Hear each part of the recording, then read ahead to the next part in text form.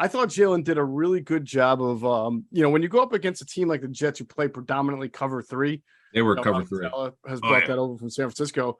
And we talked about this going back to the Doug era when teams would play cover three against his vertical offense, is that the seams are going to be open.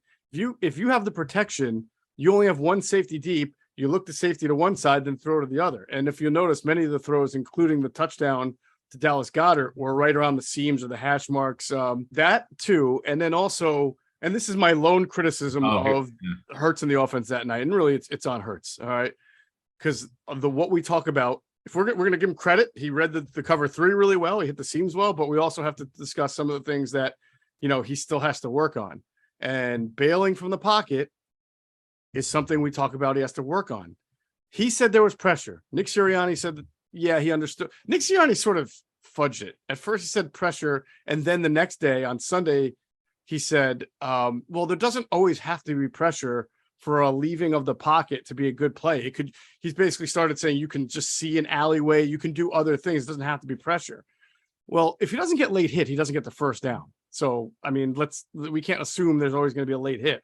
So it wasn't necessarily the greatest play just because he ran and may have seen something. And secondly, there was not NFL pressure. Greg Cosell is on with us very often, and he talks about perceived pressure versus actual pressure. On that play, Jermaine Johnson is being blocked by Lane. Now he's pushing Lane back and pinching what I would say the pocket to Hurts' right. And what that did was create a little alleyway for Hurts where he could have stepped up into the right, could have stepped up and climbed the pocket, bought time and made a throw because there were open receivers on that play. But he ran out of the pocket, and Jermaine Johnson had not beaten Lane Johnson. They were engaged in combat. So just because the pocket was getting pinched, again, is not a reason to always have to just get your instinct to run and head for the sidelines. I mean, if he had stepped up, he would have had some pretty good opportunities to make a good pass there. Mm-hmm. That's my lone criticism. And, we probably won't see them again for the rest of the preseason. So you'll hope it just continues to be.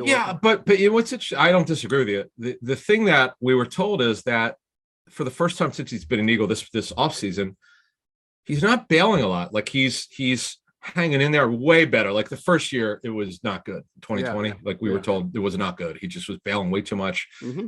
Less so last summer, still occasionally do it. Let the play develop. We obviously saw some stuff last year, as Greg pointed out. It's on tape. You can't deny it. But we were told this spring and this summer, way better with it. But it's not perfect. It's not perfect yet, and you're not expecting to be perfect. We just have to make him aware